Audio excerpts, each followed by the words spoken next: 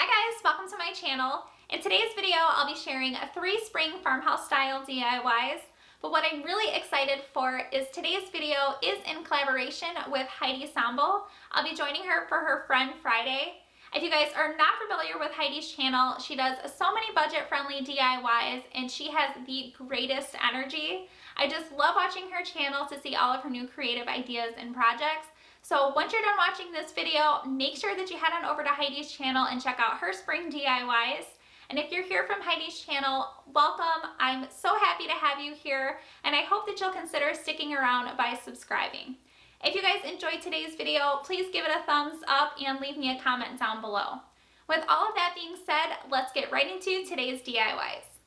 For the first DIY, I'll be making a spring moss frame. And for this project, I used an unfinished 4x6 frame from Hobby Lobby, wood stems from Dollar Tree, 13 large popsicle sticks from Dollar Tree, wood letters from Hobby Lobby, reindeer moss from Dollar Tree, Waverly chalk paint and plaster, folk art chalk paint and Java, paintbrushes, scissors, and my hot glue gun.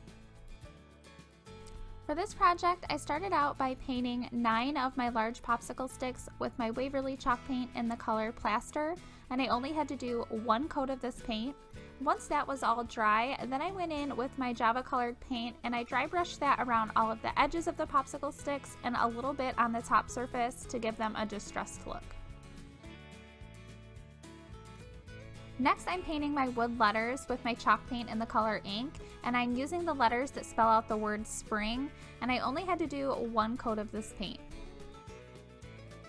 Now I'm putting together the background for my frame. I'm laying out 4 more popsicle sticks that I didn't bother painting because you won't see them, and I'm hot gluing 9 painted sticks onto the 4 non-painted ones. This is going to make a nice wooden background for my frame. Next, I'm laying out my wood stems from Dollar Tree onto my wood frame. I'm moving them around a lot to get them exactly in the places that I'm going to be wanting to attach them. Once I have them all set into place, then I'm just simply picking them up, placing hot glue on the back side, and then pressing them down onto the wood frame. And I continued this step over and over again until I had all of the wood stems glued down to my frame in the exact places that I want them. I now have all of my wood stems attached to my frame. Now I'm going to be adding some moss, and to do that I'm placing hot glue right onto the wood frame in between all of the wood stems and then placing the moss right on the hot glue to attach it. I continued this step over and over again until I had my whole frame covered with moss, and I did make sure that I covered the sides of the frame with moss as well. And to help me out just a little bit in between all of the small areas between the wood stems, I used the end of a paintbrush to just press the moss in between those areas. Now I'm attaching my wood background to my frame. I'm placing hot glue right on the back side of my frame and then placing that background that I made with popsicle sticks onto the hot glue to attach it. Once that's all attached, I'm then laying out my letters that spell out spring to get them in place before I start gluing them down. To glue the letters on, I'm placing a little bit of hot glue on the back of each letter and then pressing them down onto the wood surface. And I continued that for each letter. And yes, I do realize that my G is upside down. I actually glued it down like this and I had to peel it off. So make sure that you don't do that if you decide to do this project. Here is my spring moss frame all finished. This was such an easy and inexpensive project, and I'm really happy with how it turned out. And now for DIY number 2, potted moss balls. For this project, I used 2 3.5-inch terracotta pots from Dollar Tree, 2 3-inch foam balls from Hobby Lobby, Waverly chalk paint and plaster, and also in the color hazelnut, folk art chalk paint and castle, paintbrushes, reindeer moss from Dollar Tree, scissors, jute, and also my hot glue gun.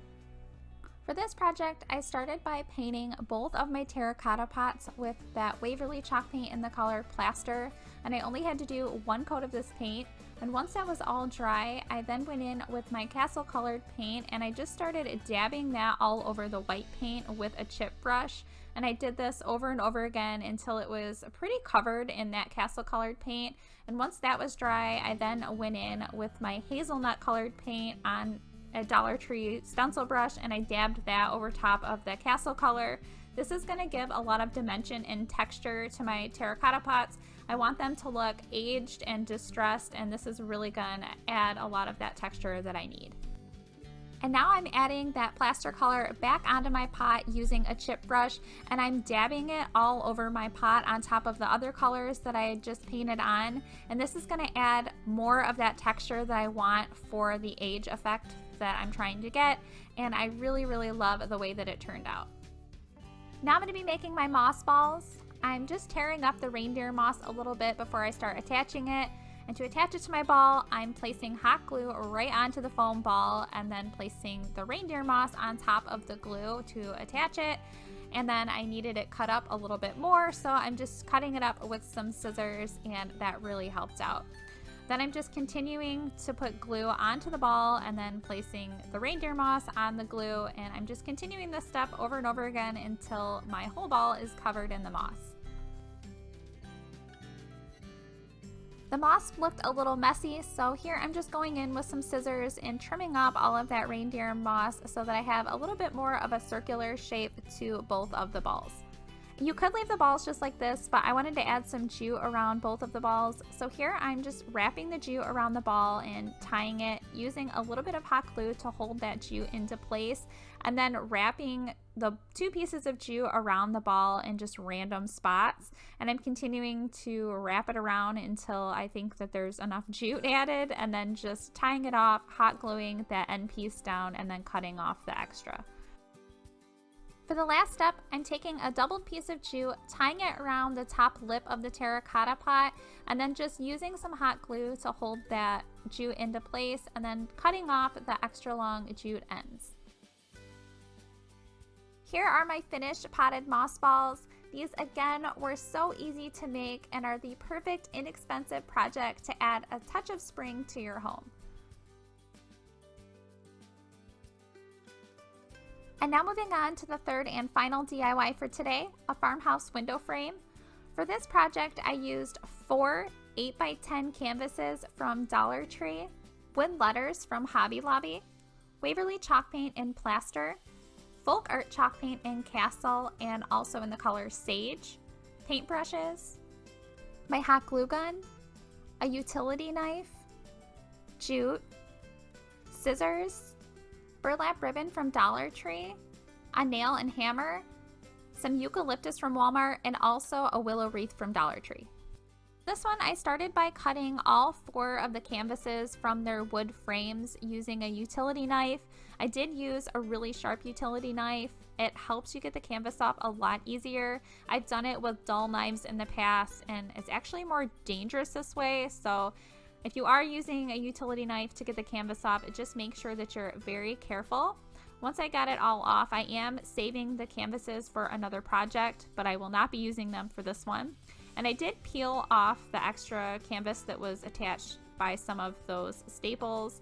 Once all of that was off, then I went in with my folk art chalk paint in the color sage, and I painted that around all 4 of my wood frames on the inside and all of the edges as well.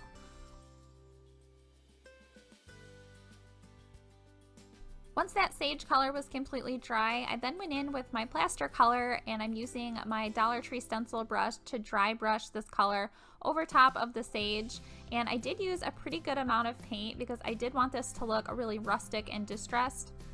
I'm then painting all of my wood letters with my chalk paint in the color plaster, and I am using the words that spell out the word farmhouse, and I only had to do 1 coat of this paint. Next, I'm attaching all of the wood frames together.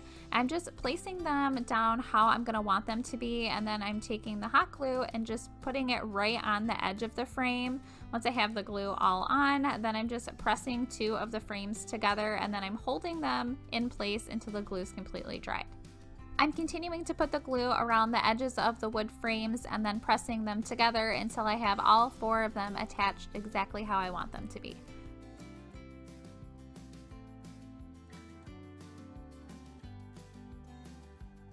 Next, I'm measuring out this burlap ribbon around the very top of my wood frame and then just cutting that ribbon down to size.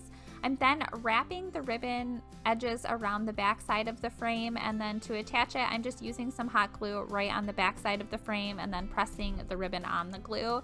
I did end up using the end of a paintbrush to press the ribbon onto the glue because I did not want to burn my fingers, and as you guys know, I tend to do that quite often.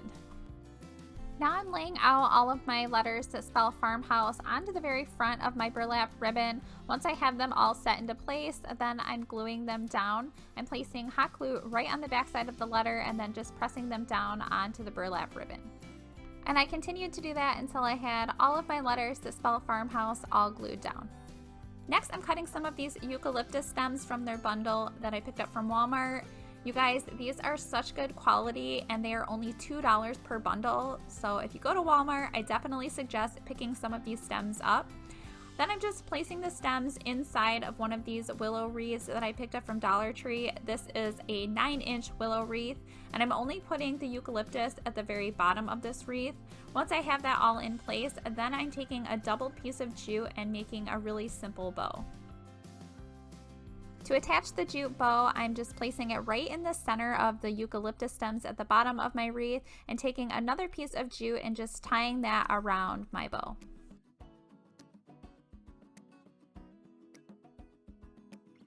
And for the last step, I'm taking a nail and hammering it right in the place where I want to hang my wreath, and then I'm just simply placing the wreath right on top of the nail. Here is my finished farmhouse window frame. Again, this one was so easy to create and can actually be used for multiple seasons by just switching out the wreath. I really hope that you guys enjoyed today's video. If you did, please give it a thumbs up and leave me a comment down below, especially if you're over from Heidi's channel. I would definitely love to hear from you guys. If you're not subscribed, I hope that you would consider subscribing and stick around for all of my future videos. Please be sure to hit that notification bell so that you guys don't miss out on any future videos as well. Thank you so much for watching.